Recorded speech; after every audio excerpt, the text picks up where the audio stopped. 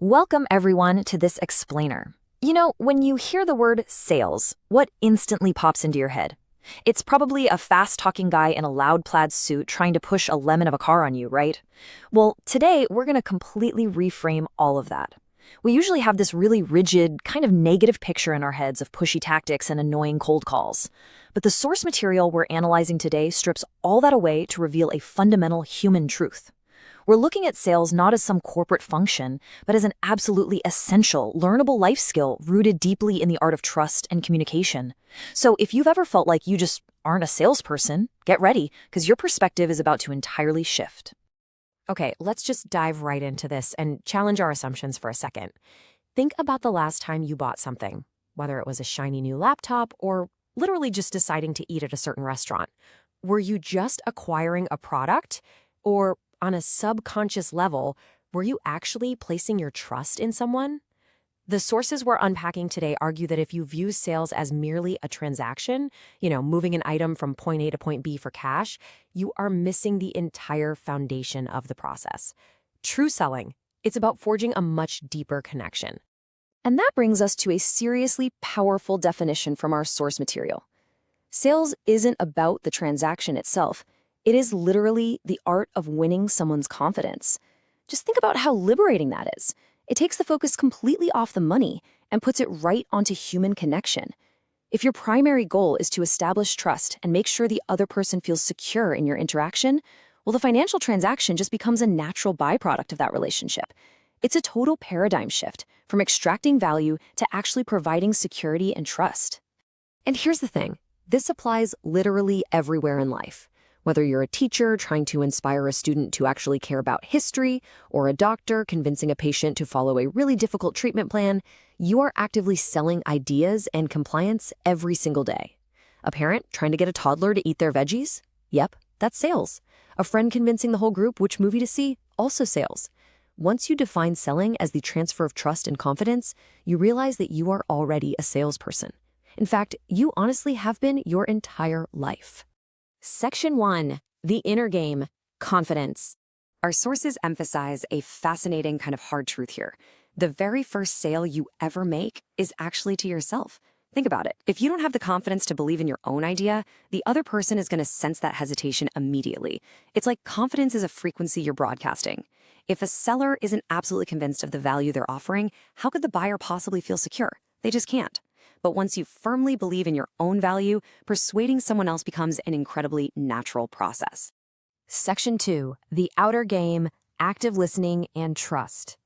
Now, this completely shatters that old stereotype of the fast-talking extrovert who can talk anyone into anything.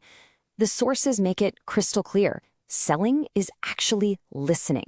Sure, clear, simple communication is the foundation, but actively listening to understand the other person's actual needs, that is how you win them over.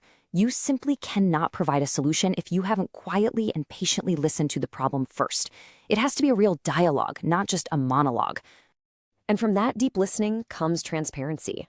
Look, anyone can use a cheap trick or a high-pressure tactic to force a one-time transaction. But what happens next? The trust is broken forever, and they are definitely not coming back. Honest, upfront communication, being totally clear about what you can and cannot do, is what actually builds a long-term relationship. And the source reminds us that a long-term connection is infinitely more valuable than scoring a quick, isolated win. Section 3. The crucible, handling rejection. It is so incredibly easy to take a no personally, right? To feel like your confidence has just been completely shattered. But the source material gives us this incredible reframe. See rejection as a learning opportunity. Basically, every rejection is just data. It teaches you how to refine your approach, how to better understand the needs of the very next person you talk to, and how to improve those listening skills we just covered. A no isn't a stop sign, it's really just a directional marker guiding you toward a future yes. Section 4. Sales myths versus facts. The prevailing myth out there is that selling is just this greedy money extraction exercise. But the absolute fact, derived straight from the core principles of our source text, is that selling is entirely about providing genuine value. If you solve a problem for someone, if you make their life easier or better or more efficient, you've provided value. The money is literally just the agreed-upon exchange for making that happen. When you focus on the value, the whole dynamic changes from taking to giving. There's also this really stubborn misconception that sales is an exclusive career, reserved for people in suits with specific job titles. But the reality is that every single person sells something.